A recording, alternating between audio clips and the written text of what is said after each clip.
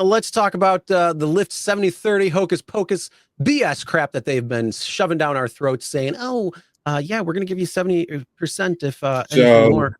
Problem is, um, what I happens put, when you fudge the numbers from left to right and you don't really show it? So they said the problem was fixed. The following I week, we saw I more. uh, I pulled this out of the archives, Chris. Oh, did you? Oh, yeah. Yeah. This Nice. is from 2023. Oh, okay. So Lyft says this is pretty simple, folks. So Lyft says, on average, Chris, on average, the external expenses on each trip, on average, is 24% of the rider fare, rider receipt. Okay? Hmm. Before tips. Get it? So we have light pink up top, the Lyft Hocus Pocus 70/30 guarantee part, and we have old Lyft in 2023. This is from the archives, Chris. It took me a while to find this, but I found it. All right. So rider receipt, 100%. Simple. Everybody follow? In dollars, it equals to $1. Okay. Less insurance, web hosting transaction, credit card processing, taxes, city taxes, state taxes. It amounts to usually, on average, to 24%. Are we clear? Clear.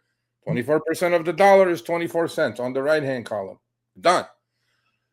This is, and then on the bottom one, you guys follow the numbers as well. 100 equals to $1, 24%, 24. That's where everything starts changing a little bit, okay? So the subtotal on both is 76%, which is equaling to 76 cents out of that dollar. Of the remainder, which is 100% again, right? Remember, guys, the 24% on average is the expenses, external expenses on average again.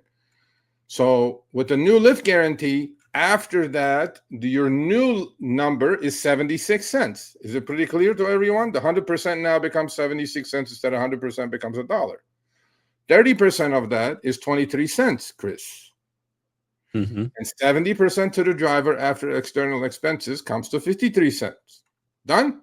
Pretty easy? Yes? Okay. Let's go to the bottom. Original Lyft before the Hocus Pocus 70/30. Percentages. 100% equals $1. 24% on average, same as above, goes to Lyft. Subtotal 76 cents. Get it? Of the remainder, which is still 76 cents, on average, Chris, on average, the Lyft fee all the way to 2023 has been 12%. 12%. Okay? And fee to the driver was 88%. What happened after 70/30 showed up? Pay cut. I don't know. This is not my shit. This is from them. Pay cut. So now you guys understand how wonderful this 70/30 is? Pay cut. There you go. So Lyft take rate pre-2023 is 33%. This is of the overall number. And Lyft take rate jumped to 47% with the 70/30 guarantee. Yeah, and that includes the quote unquote external expenses that they have to pay. Yes. So what do you guys think about this? Pretty genius to me. That's because the external expenses number is a variable. Nobody knows what's in it. Well, it's supposed to be insurance, commercial insurance, web hosting. I don't know why I'm paying for Lyft's web hosting. Transaction processing, which is credit card fees, city taxes, state taxes, things like that. So, this clearly just puts the myth away. This is not, I did not put the spreadsheet together. This is from the archives. In fact, I looked back at the article that I wrote when they announced 70/30, and I was kind of critical, and I actually did not put this in my article. I missed it somehow. I went back to the article, Chris. I looked at it. I go, immediately, actually, I thought, oh, Lyft is going to make a killing now because external expenses could be anything. But when they presented me this, saying this is like an example, this is how it's going to work out, I'm like, oh, your take rate is going from 33 to 47%. Awesome. Super. So now you guys understand. There you go. Yeah. And What's the beautiful thing about math, though, is you can always fudge the numbers in any way you want. So, even though the external expenses, that's still Lyft's expense. That's not anybody else's. It's Lyft's. It's Lyft's cost of doing. I mean, you're the one who has to carry the insurance. You're the one who has to carry the hosting. You're the one who has to do the transaction processing. You're the one who's got to pay the taxes. You're the one who's got to pay the tolls back. All these things is again just you. So in other words, it's basically what they're saying is, well, you know what? Now we're gonna, instead of being able to only take about 33% where the driver does make 67%, let's change that so we can make a little bit more profit, and then that brings it to 47%. So now the driver's only making 53%. Woohoo! Yep, exactly. Hey everyone, Sergio here with the Rideshare Guide. What do we say on Show Me the Money Club? Work smarter, not harder. If you aren't using the Solo app, which I have been for the past year and a half, you may be working a lot harder than you need to. Let's change that. Download the app, link your account where you can manage your income, track your expenses, as well as your taxes. Not only that, but you can plan by optimizing your time, make more money, and even guarantee your daily pay with guaranteed earnings. Download the Solo app today. Begin to work smarter, not harder. Link is in the description. Let's get back to it. This is their stuff, not mine. They had sent me in that package with the embargo that we had. I remembered it. I looked at it. I'm like, oh, I didn't put that in my article. Well, I should have. But it kind of confirms everything. So, and then this one kind of, proves that point. Now, I received this again, I think yesterday or the day before yesterday.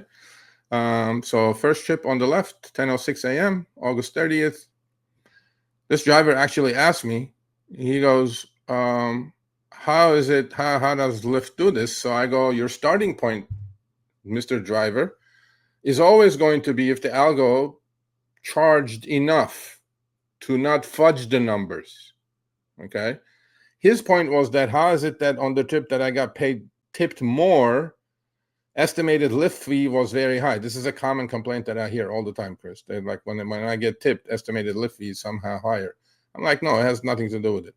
However, I would like to point out this to everybody that's watching and listening.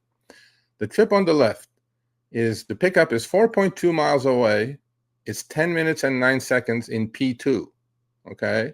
And the trip itself is 6.12 miles, 18 minutes and 29 seconds.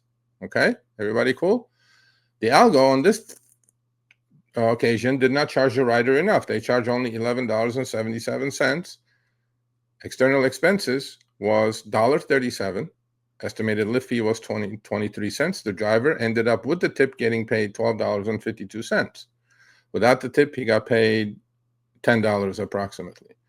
The trip on the right has much shorter pickup time and distance, quite a bit, by 75% almost.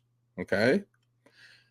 And the drop-off was basically less, actually, 4 miles and 15 minutes and 57 seconds. So the driver's question was, how is it that external fees on a shorter trip are more than external fees on a longer trip by miles and duration? I go like, I don't know. Your guess is as good as mine. I have no idea. I know exactly why, because the other trip that you took before that, they lost all their money on when it came down to it, and then they're making it up for it on the next ride. They didn't charge enough, right? Yeah. It's not done on a per ride. It's done on a what passenger is going to pay for the other passengers' promotions or whatever it might be. So remember that. Okay. No, it makes sense. But it also kind of makes sense that external fee line item is just a variable of some sort, because this is, if anything, the external expenses on the left-hand screenshot should be a lot more. I mean, you're driving more. You drove, the total trip length is about 10.3 miles. and duration is about 30 minutes. So in 10.3 miles in 30 minutes, things could go wrong a lot more often than on a trip that's only 5.2 miles and 19 minutes. Agree or disagree? The longer the trip, the more risk there is, period. Yeah, but that's how good their algorithm is, that they can, you know, again, we're making it seem like it's all done on a per trip basis, but the calculations are done every second. The thing is, they're looking at it as, okay, what passenger will pay the most, and how can we get them to pay the most? Well, that passenger over there isn't going to pay as much, so we can't. You know, they have multiple algorithms, as we just talked about. They got the passenger algorithm and they got the driver algorithm. So they know what passengers are going to pay more versus what passengers will not pay more. And so they have to play this balancing game between who is going to offset the other person. And that's how it breaks down. So, you know, everybody pays into a pool and they just throw these arbitrary numbers out there, and, you know, that's what it is. Well, I'm just going to Lyft has done really a lot of good things lately. And to me, they sold this as transparency. This is not transparent.